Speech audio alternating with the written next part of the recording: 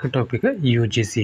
UGC NTA net JRF परीक्षा दिसंबर 2019 शिक्षण एवं शोध अभियोग्यता प्रथम प्रश्न पत्र सेट सेकंड परीक्षा तिथि 2 दिसंबर 2019 अध्ययवार व्याख्या सहित हल प्रश्न पत्र शिफ्ट सेकंड शिक्षण अभिवृत्ति प्रत्येक कक्षा के अंत में लघु सारांश को कहा जाता है। ऑप्शन सी है इसका भाषीय संकेत चिन्हांकन।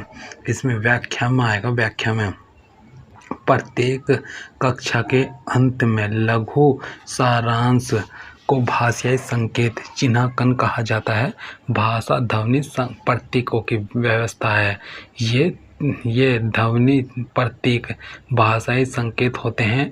संकेत को मुख्यतः दो उपवर्गों में विभाजित किया जाता है।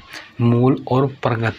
विभिन्न प्राणियों द्वारा अपने स्तर पर आधारभूत जैविक भावों के आदान प्रदान के लिए मूल संकेतों का प्रयोग किया जाता है।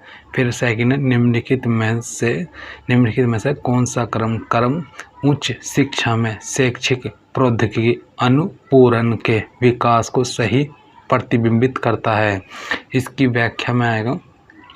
इसकी व्याख्या में यह है बी में आएगा उच्च शिक्षा में शैक्षिक प्रौद्योगिकी अनुपूरण के विकास को निम्नलिखित क्रम में सही ढंग से प्रतिबिंबित करता है। पाठ्य पुस्तक अनुपूरक सामग्री, अभिकर्मित अधिगम सामग्री, मॉड्यूलर सामग्री, ऑनलाइन विधियाँ।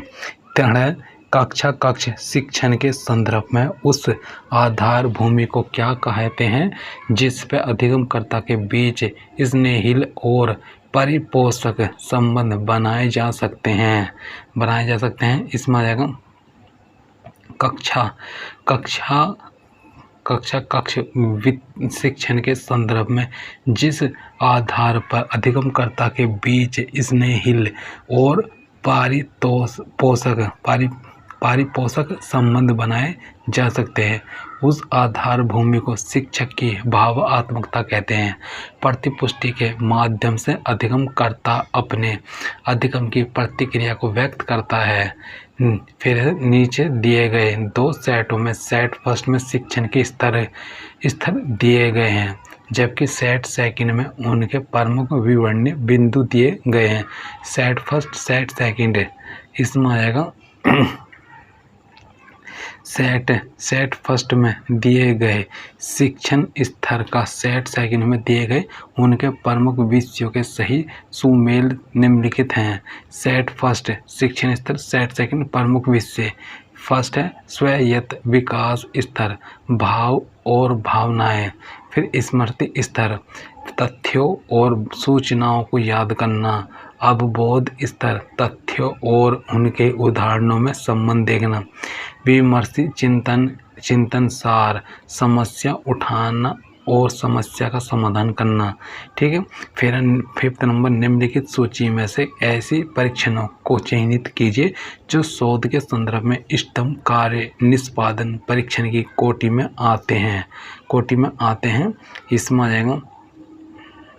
इसमें है फर्स्ट ये है जाएगा इसमें आंसर व्याख्या सहित सी में आएगा CEF।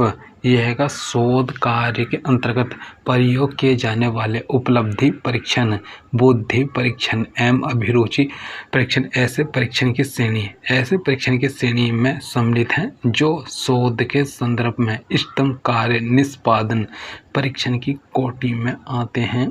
उपलब्धि परीक्षण के माध्यम से छात्र द्वारा ग्रहण किए हुए ज्ञान का अथवा किसी कौशल में निपुणता का मापन किया जाता है।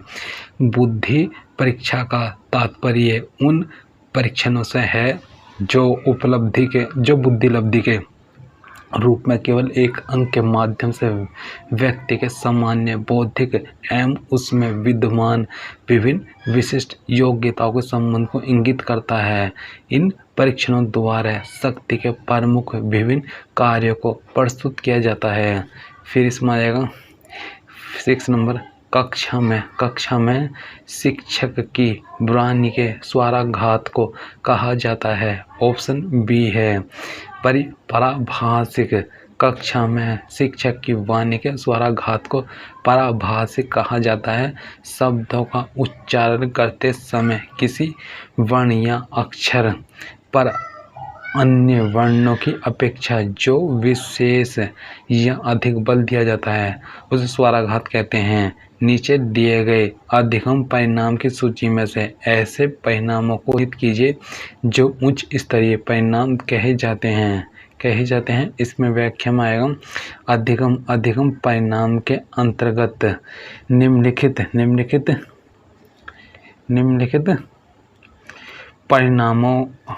परिणामों को उच्च स्तरीय परिणाम कहा जाता है।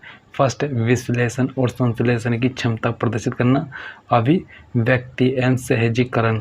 फिर थर्ड, संगठन और चरित्रीकरण। उपर्युक्त परिणामों के फलस्वरूप एक अधिगमकर्ता के अंदर विषय वस्तु की गहन जानकारी हो जाती है। शोध अभिवृत्ति, किसी प्रकार के गुणात्मक शोध अभिकल्प में लोगों के जीवन का वर्णन करने के लिए व्यक्तिगत कहानियों की तलाश की जाती है। ऑप्शन डी है, डी में आएगा वर्तनात्मक शोध।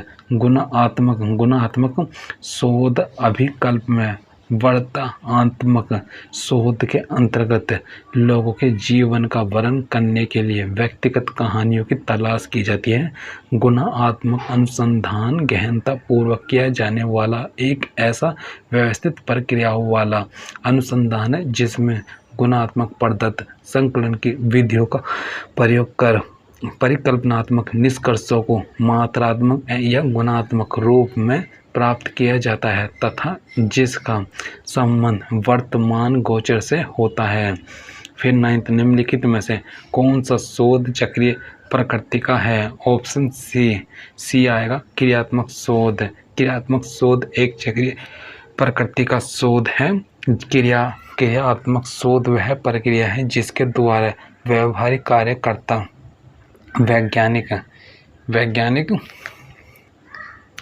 वैज्ञानिक ढंग से अपनी समस्याओं का अध्ययन, अपने निर्णयों और क्रियाओं में निर्देशन, सुधार और मूल्यांकन करते हैं। शिक्षा के क्षेत्र में क्रियात्मक अनुसंधान एक ऐसी विधि है जो वर्तमान शिक्षा के क्षेत्र में उत्पन्न समस्याओं का वैज्ञानिक ढंग से अध्ययन करती है। क्रियात्मक शोध की चक्रीय प्रकृति निम्नलिखित है। इसमें आएगा फर्स्ट है प्रतिबिंबित और यह है निरीक्षण योजना कार्य। फिर है सेकंड में प्रतिबिंबित निरीक्षण संशोधित योजना कार्य। फिर है इसमें आएगा 10 नंबर में आएगा शोध में प्रयुक्त निम्नलिखित में से कौन सी प्रतिदर्श विधि में प्रतिदर्श के एक समान और स्वतंत्र प्रकृति के होते हैं। ऑप्शन बी है, बी गुच्छ प्रतिचयन। शोध में प्रयुक्त कुछ प्रतिदर्श प्रतिचयन विधि में प्रतिदर्श के एकक समान और स्वतंत्र प्रकृति के होते हैं। क्षेत्र प्रतिदर्श या जिसे गुच्छ प्रतिदर्शन भी कहा जाता है एक ऐसी संभाविता प्रतिदर्शन है जिसका उद्भव कृषि शोधों में हुआ था परंतु व्यवहार परक विज्ञानों में यह काफ़ी लोकप्रिय हो गया। इसका प्रयोग सर्वे शोध में अधिक किया जाता है जहां जनसंख्या तो बड़ा होता ही है साथ ही काफ़ी बड़े क्षेत्र में बिखरे हुए भी होते हैं। कर्लिंगर ने गुच्छ प्रतिदर्शन को इसी अर्थ में परिभाषित करते हुए कहा, गुच्छ प्रतिदर्शन जिसका प्रयोग सर्वे में सर्वाधिक होता है इकाइयों या सेटों या उपसेटों का क्रमिक यथाकार्षिक प्रतिदर्शन होता है। निम्नलिखित में से शोध के किस चरण में शोध नैतिकता का मामला प्रासंगिक हो जाता है? इसका आएगा व्याख्या में आएगा शोध प्रक्रिया के परिकल्पना, परीक्षण एवं प्रदत्त विश्लेषण और व्याख्या चरण में शोध नैतिकता का मामला प्रासंगिक हो जाता है। शोध प्रक्रिया के प्रमुख चरण इस प्रकार है।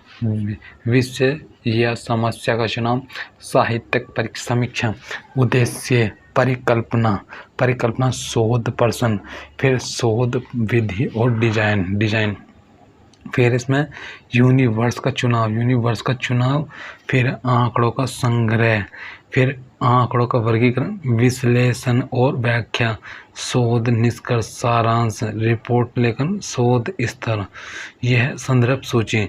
फिर सेट फर्स्ट में उल्लेखित मापन स्तर को सेट सेकंड में दिए गए उनके गुणों के साथ सम्मिलित कीजिए। इसकी व्याख्या में इसमें आएगा सेट सही सुमेल है। सेट फर्स्ट में मापन स्थान और सेट सेकंड में गुना। नामिक में आएगा वर्गीकरण। फिर कर्मिक का आएगा वर्गीकरण और क्रम। अंतराल का वर्गीकरण, क्रम और समान इकाइयाँ। अनुपातिक वर्गीकरण, क्रम, समान इकाइयाँ। और निरपेक्ष शून्य है। फिर इसमें आ जाएगा बोध प्रश्न में आएगा निम्नलिखित अनुपरिच्छेद को ध्यानपूर्वक पढ़े और प्रश्न संख्या 13 से 17 तक का उत्तर दे। अंत उद्योग, व्यापार, उत्पादन पैमानों के महत्वपूर्ण अर्थव्यवस्थाओं के लाभ को ध्यान में रखकर उद्भूत हुआ है तथा यथा अंतर्राष्ट्रीय प्रतिस्पर्धा औद्योगिक देशों में प्रत्येक फार्म या प्लांट को किसी एक उत्पाद या कुछ विशेष प्रकार और शैली के उत्पादन पर बल देती है। फिर यह विभिन्न प्रकार और शैली पर बल नहीं देता। इससे इकाई यूनिट लागत को कम करने में कठिनाई होती है। कतिपय विविधताओं और शैली को ध्यान में रखते हुए सतत परिचालन और दीर्घ उत्पादन करने के लिए विशिष्ट और तीव्रतर मशीनरी विकसित की जा सकती है। एक राष्ट्र तब अन्य राष्ट्रों में से अन्य विभिन्नताओं तथा शैली के उत्पादों का आयात कर सकता है।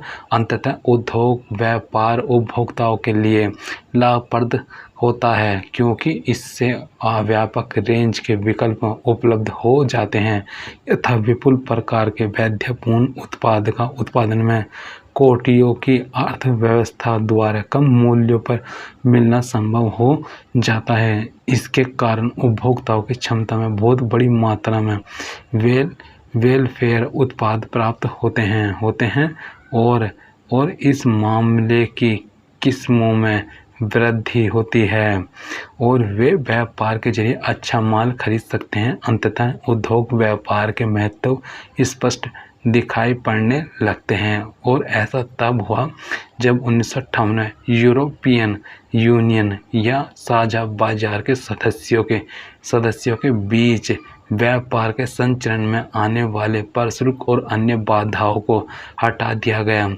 यह पाया गया कि इससे व्यापार की मात्रा में प्रभाव होने लगा, किंतु प्रत्येक ब्रांड औद्योगिक वर्गीकरण के भीतर विविधतापूर्ण उत्पादों के विनिमय में भी संगतपूर्ण वृद्धि होने लगी। फिर इसमें आएगा 13 नंबर, यूरोपियन यूनियन में व्यापार फ्लो के लिए बाधाओं को हटाने का क्या परिणाम हुआ। ऑप्शन सी आएगा। यह आएगा सदस्य राज्यों के बीच व्यापार की मात्रा में वृद्धि, support in trade volume among member states. इसमें व्याख्या है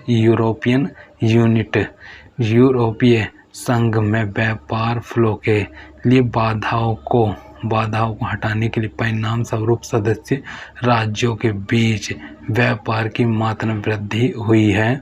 वर्ष 1958 में साझा व्यापार के सदस्यों के बीच व्यापार के संरक्षण में आने वाले प्रशुल्क और अन्य बाधाओं को हटा दिया गया है। कम उत्पाद मूल्य का अर्थ है। इसमें आ जाएगा 14 नंबर में व्याख्या सहित में आएगा डी है। वैसे तो उपभोक्ता की क्रय शक्ति में वृद्धि, यह उत्पादों का मूल्य कम कर दिए जाने से उपभोक्ताओं की क्रय शक्ति में वृद्धि हो जाती है, जिससे जिससे वे अधिक कम करने के लिए आकर्षित होते हैं और उत्पादों की मांग में वृद्धि होती है। फिर 15 है अंत उद्योग व्यापार पर अंतर्राष्ट्रीय स्पर्धा का प्रभाव किस पर देखा जा सकता है। ऑप्शन बी है, इसमें आएगा सीमित, एक ही प्रकार की सीमित किस्म। फिर अंत उद्योग व्यापार पर अंतर्राष्ट्रीय स्पर्धा का प्रभाव एक ही प्रकार की सीमित किस्म पर देखा जा सकता है। यह उत्पादन के विभिन्न प्रकार एवं शैली पर बल नहीं देता है। फिर उत्पादों के कुछ किस्मों के बड़े उत्पादन का परिणाम होगा। फिर इसमें आ जाएगा 16 नंबर में, इसमें आ जाएगा उत्पादों की कुछ किस्मों का बड़े पैमाने पर उत्पादन का प्रभाव यह होता है कि उत्पादित वस्तु की प्रति इकाई की लागत में कमी आ जाती है, क्योंकि उत्पादन के साधनों का अधिकतम अनुकूलतम प्रयोग सुनिश्चित होता है। विकास और विशिष्ट मशीनरी के उपयोग का क्या परिणाम होगा। इसमें है विकास और विशिष्ट मशीनरी के उपयोग का क्या परिणाम होगा। ऑप्शन सी है, ये उत्पादों की किस्मों का आयात। फिर इसमें आएगा व्याख्या में, विकास और विशिष्ट मशीनरी के उपयोग के परिणाम स्वरूप उत्पादों की किस्मों का आयात होगा। सतत परिचालन और दीर्घ उत्पादन करने के लिए विशिष्ट और तीव्रतर मशीनरी फिर है मशीनरी किस विकास और विशिष्ट मशीनरी के उपयोग के परिणाम स्वरूप उत्पादों की किस्मों का आयात होगा। सतत परिचालन और दीर्घ उत्पादन करने के लिए विशिष्ट और तीव्रतर मशीनरी विकसित की जाती है। संप्रेषण कक्षा में संप्रेषण की इकाई के रूप में सूक्ष्म अभिव्यक्तियां होती हैं। ऑप्शन डी है, यह संचारशील कक्षा में संप्रेषण की इकाई के रूप में सूक्ष्म अभिव्यक्तियां संचारशील होती है। इसके माध्यम से छोटी छोटी बातों को संप्रेषण के माध्यम से कक्षा में संचारित किया जाता है। फिर 19 है, कक्षा में अच्छे संप्रेषण हेतु निम्नलिखित में से कौन सा अनिवार्य है। फिर इसमें है ऑप्शन में आएगा, ऑप्शन व्याख्या सहित है। अच्छा संप्रेषण एक कक्षा की अधिगम क्षमता को बढ़ाने में सहयोग प्रदान करता है। एक कक्षा में अच्छे संप्रेषण हेतु निम्नलिखित घटक अनिवार्य होते हैं। फिर इसमें है सहयोग प्रदान, अच्छे संप्रेषण एक कक्षा की अधिगम क्षमता को बढ़ाने में सहयोग प्रदान करता है। एक कक्षा में अच्छे संप्रेषण हेतु निम्नलिखित घटक अनिवार्य होते हैं। संदिग्धता का समुचित उपयोग, प्रतिपुष्टि की तत्कालिकता, गैर भाषाई संकेत बोधनीय एवं अर्थपूर्ण, सामान्य शब्दों का प्रयोग करना, छात्रों द्वारा की गई समालोचना पर विचार करना इत्यादि। फिर गणितीय तर्क और अभिवृत्ति, यदि इंग्लिश ENGLAD इंग्लैंड का ULSNYLN है तो इसी कूट भाषा का प्रयोग करने पर IRELAND का आयरलैंड का निम्नलिखित किसका प्रमुख किस प्रकार हो लिखा जाएगा। बी में आएगा QHUNYLV। फिर इसमें आएगा जिस प्रकार है, ठीक है, विपरीत है ये एक दूसरे के। निम्नलिखित श्रृंखला का अगला पद क्या है, इसका आंसर है दी गई श्रृंखला का अगला पद निम्नवत होगा। A से E है, E से I से O से U और T से क्यू से एन, एन से के से एच। श्रृंखला का प्रथम अक्षर वर्णमाला क्रम का स्वर है, जबकि श्रृंखला का दूसरा अक्षर अपने से पूर्व अक्षर से सी का क्रम वाला अक्षर है। 22 निम्नलिखित में से किस प्रमाण के संदर्भ में लौकिक तथा अलौकिक के मध्य और अंतर ज्ञात किया जाता है? ऑप्शन सी है सी। ये प्रत्यक्ष